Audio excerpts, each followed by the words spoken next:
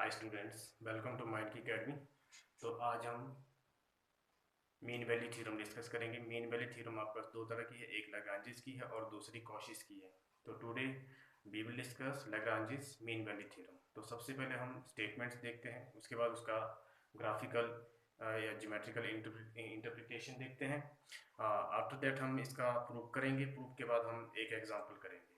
तो पहले स्टेटमेंट देखते हैं कि लैग्रांजेस मीन वैल्यू थ्योरम क्या कहती है। तो if a function F is, मान लो कोई फंक्शन है एफ, अगर वो फंक्शन फर्स्ट स्टेटमेंट है कि continuous in close interval A B, यानी कि ए बी में क्या है, वो फंक्शन कंटिन्यूअस है। ठीक है, जो आपका रॉलेस थ्योरम का फर्स्ट स्टेटमेंट था वही आपका लैग्रांजेस का फर्स्ट स्टेटमेंट है। ठीक है, सेकंड स्टेटमेंट है differentiable in open interval A B, यानी कि ए बी ओपन इंटरवल में वो फंक्शन कैसा होना चाहिए, डिफरेंशिएबल होना चाहिए। दोनों ही स्टेटमेंट्स आपके रॉलेस थ्योरम की रॉलेस थ्योरम की स्टेटमेंट्स थी, और यहाँ भी फर्स्ट दो स्टेटमेंट्स है। और इसमें क्या है, जैसे रॉलेस थ्योरम में थर्ड स्टेटमेंट थी कि if F of A is equal to F of B, इसमें F of A is equal to F of B नहीं है, यानी कि जो थर्ड कंडीशन थी वो इसमें नहीं होगी। बाकी रोलेस थ्योरम की तरह ही है ये। तो अगर ये दो कंडीशन कोई फंक्शन है वो इन दो कंडीशंस को सेटिस्फाई करता है, then there exist at least one real number c which belongs to a b such that, तो तब क्या होगा कि वहां पे c कोई रियल नंबर एग्जिस्ट करेगा, वो इस तरह से एग्जिस्ट करेगा कि f डैश c जो होगा वो होगा आपका f of b minus f of a upon b minus a। तो इसका एक बार हम ज्योमेट्रिकल इंटरप्रिटेशन देखते हैं। तो यहाँ पे देखिए, यहाँ पे एक फंक्शन है, ठीक है, ये आपका कंटिन्यूअस फंक्शन है, ठीक है, जो a से लेके b तक है। अगर यहाँ पे देखिए, ये पॉइंट आपका a है और ये पॉइंट b है। अगर हम यहाँ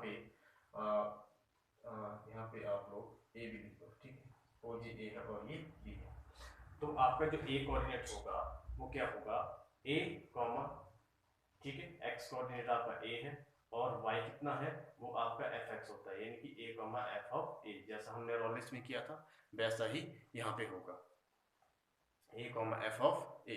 सिमिलरली यहाँ पे आपके पास b के कोऑर्डिनेट्स क्या हो जाएंगे, b comma f of b हो जाएंगे। ठीक है, अब देखिए यहाँ पे रॉलेस में क्या था, अगर इसको हम ऐसे इसको रोटेट करते हैं तो ये रॉलेस थ्योरम की तरह हो जाएगा। रॉलेस में क्या था, a और b क्या करते हैं, a और b की वैल्यू क्या थी, सेम थी, जबकि यहाँ पे a और b की वैल्यू सेम नहीं है। अब यहाँ पे देखिए जो टेंजेंट है, जो p टेंजेंट है वो क्या है, वो ए बी के बिल्कुल पैरेलल है। ठीक है, यहाँ पे देखिए टेंजेंट जो है वो ए बी के क्या है, पैरेलल है। इसका मतलब जो स्लोप ऑफ टेंजेंट होगा वो ए बी के स्लोप के इक्वल होगा। ठीक है, अगर हम ए बी का स्लोप निकालते हैं, किसी लाइन का स्लोप निकालते हैं, तो वो क्या होता है, X Y two minus Y one upon X two minus X one.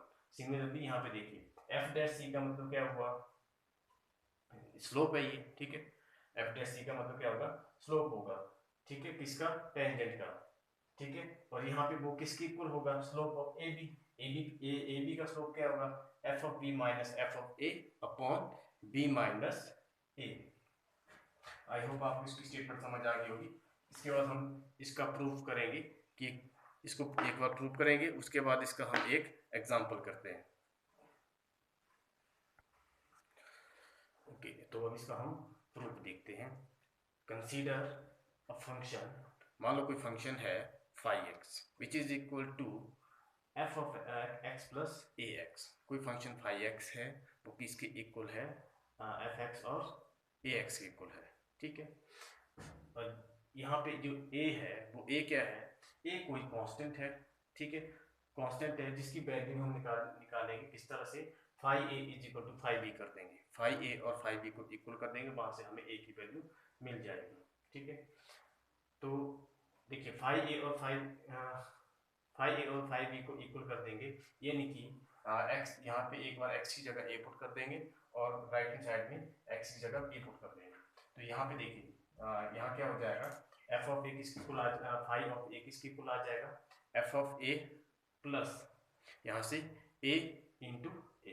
देखिए एक्स की जगह हमने ए पुट कर दिया, इक्वल टू एक्स की जगह बी पुट कर देंगे, F of B plus A into B. इसको रीअरेंज कर देंगे, देखिए A into A into B, A into B को इस तरफ ले आएंगे, ए कॉमन हो जाएगा तो अंदर क्या आएगा आपके पास ए माइनस बी आ जाएगा। और यहाँ से जो एफ ऑफ ए है ये यहाँ पे माइनस हो जाएगा, F of B minus F of A. यहाँ से देखिए ए की जो वैल्यू आएगी आपके पास F of B minus F of A, ये ए माइनस बी जो है आपका कहाँ जाएगा, डिनोमिनेटर में चला जाएगा। ठीक है, इसमें हम थोड़ा सा यहाँ पे क्या करते हैं, माइनस कॉमन ले लेंगे यहाँ से। तो जब माइनस कॉमन ले लेंगे तो इनके साइन क्या हो जाएंगे, चेंज हो जाएंगे, ये हो जाएगा आपके पास b माइनस ए। नेक्स्ट ये जो माइनस है आपके पास ये आपका यहाँ आ जाएगा, ठीक है, ये कहाँ आ जाएगा, माइनस ए हो जाएगा, यानी कि माइनस ए किसकी कुल आ गया, F of B minus F of A divided by B minus A. अब देखिए इसके बाद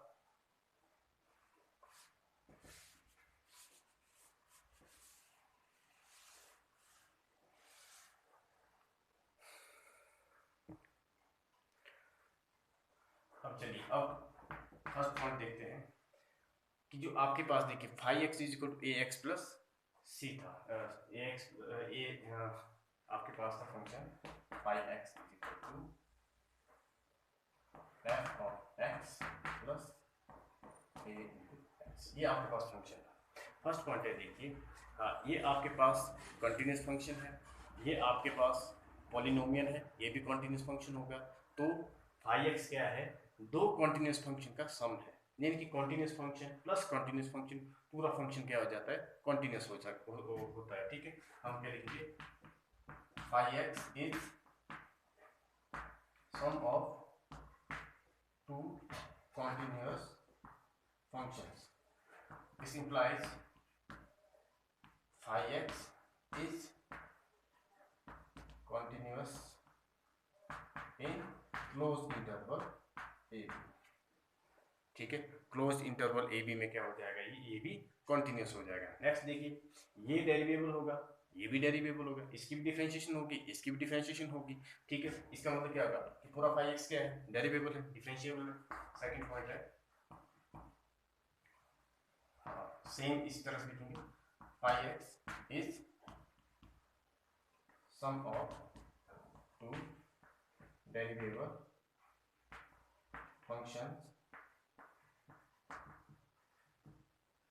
therefore phi x is derivable कहाँ पे, ओपन इंटरवल में, derivable in open interval A B. ठीक है, सेकंड पॉइंट हो गया। थर्ड पॉइंट देखिए, अभी हमने बोला कि ए की जो वैल्यू है, ए की वैल्यू के लिए क्या होगा, five A is equal to five B होगा। ठीक है, five A is equal to five B. अगर देखिए five A is equal to five B होगा, इसका मतलब क्या हुआ, ठीक है, ये थर्ड कंडीशन थी, तो इसका मतलब क्या हो गया, देखिए कि फाइव एक्स जो है ये रोलेस थ्योरम की तीनों कंडीशन को सेटिस्फाई कर रहा है। यही आपके रोलेस थ्योरम की तीन कंडीशंस थी। ठीक है, यहाँ पे भी जो आपका फाइव एक्स है वो रोलेस थ्योरम की तीनों कंडीशन को सेटिस्फाई कर रहा है। अगर रोलेस थ्योरम की तीनों कंडीशन को सेटिस्फाई कर रहा है, it means there exist at least one real number c। ठीक है, इसका मतलब क्या होगा, ये अब यहाँ पर लिख लेंगे आप लोग, five x satisfies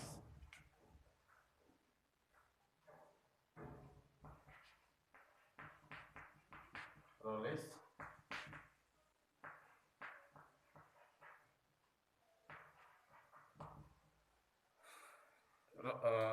satisfy the condition of Rolle's satisfies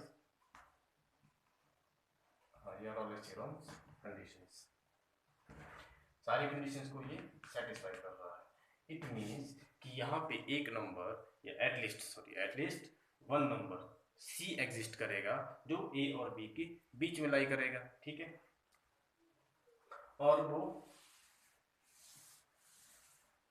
c पे जो डिफरेंशिएशन होगा वो क्या होगा उसका जीरो हो जाएगा। इसके बाद हम लिखेंगे दिस इंप्लाइज, इसका मतलब ये हो गया कि f डैश c 0 हो जाएगा। ठीक है, अब हम पहले यहाँ से सॉरी एफ डैश यहाँ से 5 डैश सी होगा। ठीक है, अब यहाँ से हम पहले 5 डैश एक्स निकालते हैं। 5 डैश एक्स के लिए हम इसको एक बार डिफरेंशिएट कर देंगे। यहाँ से देखिए 5 डैश एक्स हो जाएगा आपके पास F of X plus A की differentiation with respect to X क्या हो जाएगी ए। ठीक है, अब हमें क्या चाहिए 5 डैश सी। इसका मतलब यहाँ पे क्या पुट कर देंगे हम सी, एक्स जगह सी पुट कर देंगे F dash C is equal sorry plus A. ये हो गया। अब हमें पता कि अगर ये रोलिस कंडीशन को सेटिस्फाई करता है तो 5 डैश सी क्या हो जाएगा 0 हो जाएगा। ठीक है, तो यहाँ 0 पुट कर देंगे, ये आ जाएगा F dash C is equal to A. ठीक है, ए इस तरफ आ जाएगा माइनस ए हो जाएगा एफ डैश सी। अब देखिए minus A is equal to F dash C आ गया।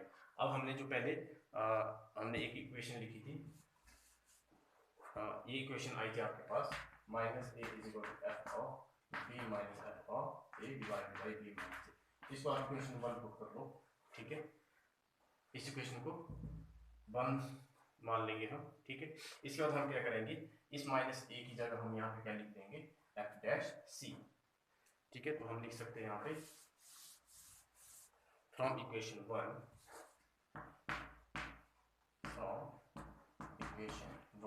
इक्वेशन 1 से क्या हो जाएगा आपके पास F dash C is equal to यहाँ पे क्या आ जाएगा माइनस ए की जगह एफ डैश सी पुट कर लेंगे F of B minus F of A divided by B minus ए।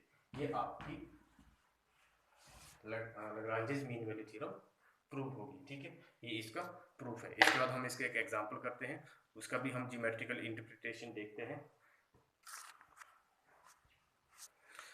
तो ये आपके पास एग्जांपल है, verify Lagrange's mean value theorem for fx is equal to X square minus 6x plus 8 in close interval 2 and 5। Also find c belongs to open interval 2, 5। ठीक है, तो आपके पास जो फर्स्ट पहली कंडीशन थी कि वो आपके पास फंक्शन कैसा होना चाहिए, कॉन्टिन्यूस होना चाहिए। आपके पास जो फंक्शन है वो एक पॉलिनोमियल है, पॉलिनोमियल फंक्शन है तो वो कॉन्टिन्यूस होता है। ठीक है, fx is continuous in closed interval 2, 5। ठीक है, सेकंड कंडीशन क्या थी कि वो आपके पास डेरिवेबल होना चाहिए, ऑफ कोर्स इसकी डिफरेंशिएशन होगी। ठीक है, एंड fx is डेरिवेबल कहाँ पे इन ओपन इंटरवल 2, 5। ठीक है, इसके बाद देखिए अब हम इसका पहले तो हम एफ डैश एक्स निकाल देते हैं। ठीक है, चलिए पहले पॉइंट्स पे क्लोज इंटरवल है तो 2 और 5 इसकी वैल्यू देख लेते हैं। पहले एफ ऑफ 2 निकालते हैं। एफ ऑफ 2 निकालेंगे कितना हो जाएगा 2 स्क्वायर माइनस 12 प्लस 8। ये हो जाएगा आपके पास 4 माइनस 12 8 माइनस 8 प्लस 8 0 हो जाएगा। और एफ ऑफ 5 निकाल दो। 5 निकालेंगे 5 का स्क्वायर 25 माइनस 6 5 जा 30 plus 8 which is equal to 25 minus 30 minus 5 minus 5 plus 8 sorry कितना आ जाएगा आपके पास 3 आ जाएगा। ठीक है,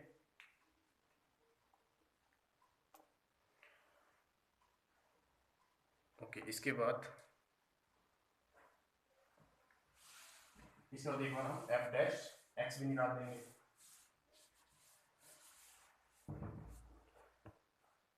यहाँ से निकाल देंगे F dash x. F dash x कितना हो जाएगा आपके पास, क्वेश्चन था आपके पास आपका question x square minus 6x plus 8। इसकी डिफरेंशिएशन 2x माइनस 6 हो जाएगी। ठीक है, अब देखिए अब निकालते हैं हम F dash C. F dash C क्या था F of B minus F of A. F of B कितना था यहाँ पे 5।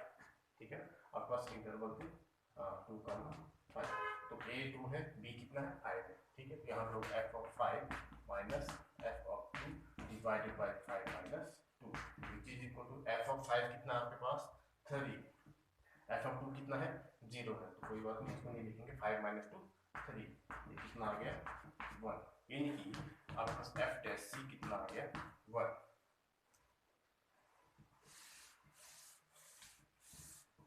अब एफ डैश सी को 1 के इक्वल पुट कर देंगे। देखिए एफ डैश सी क्या होगा, ये एफ डैश एक्स है, तो यहीं से हम एफ डैश सी निकाल देंगे, यानी कि इसमें एक्स की जगह निकालेंगे, लिखेंगे सी पुट कर देंगे।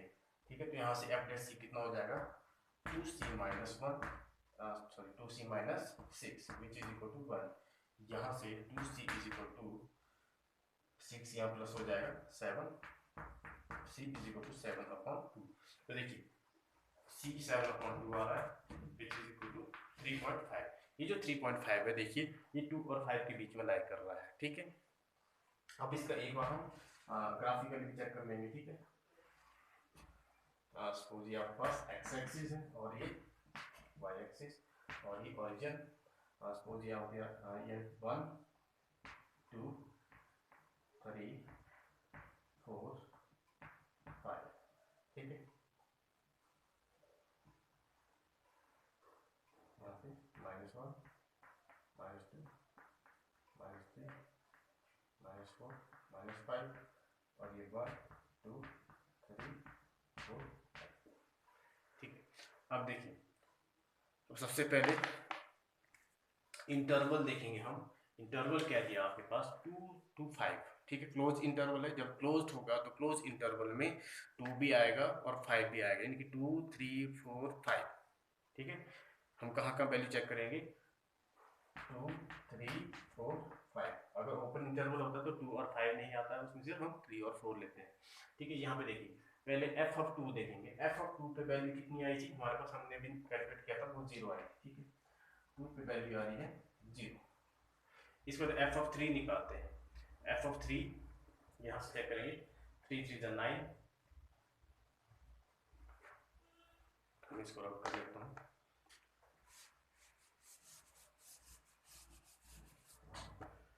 हाँ 3 पे चेक करेंगे, 3 3 9 माइनस 6 3 18 प्लस 8, तो ये हो जाएगा आपके पास -9 + 8 इक्वल टू -1। ठीक है, 3 पे कितना आएगा -1, तो -1 यहाँ पे है, इसको मैं यहाँ देता हूँ, यहाँ ये पॉइंट आएगा आपके पास। ठीक है, नेक्स्ट देखेंगे एफ ऑफ 4 पे चेक करेंगे, 4 4 जा 16 माइनस 6 4 जा 24 प्लस 8, और ये कितना हो जाएगा -8 + 8 0। 4 पे कितना आ रहा है 0। इसके बाद हम 5 पे चेक करेंगे, 5 पे हमने वैल्यू निकाली थी 3, तो 5 की वैल्यू जाएगी आपकी यहाँ पे। तो अब देखिए कर्व देखिए किस तरह से बन रहा है आपके पास, ये आपके पास कर्व बन रहा है। ठीक है, अब जो टेंजेंट होगा देखो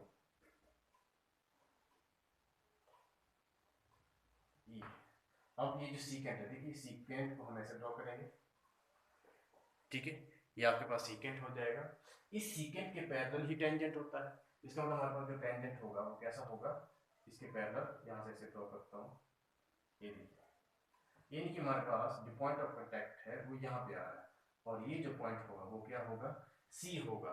कितना है ये देखिए 3 और 4 के बीच में है 3.5, 3.5 मीन्स 7/2। हमने अभी सी कैलकुलेट किया है 7/2, तो यहाँ पे देखिए यहाँ पे लाई कर रहा है, और यही आपका पॉइंट ऑफ कांटेक्ट है टेंजेंट का, और टेंजेंट किसके पैरेलल है देखिए इसके। ठीक है, ये आपके पास ए था और ये बी। ठीक है, आई होप आपको अच्छे से समझ आ गया होगा। ठीक है, थैंक्स फॉर वॉचिंग।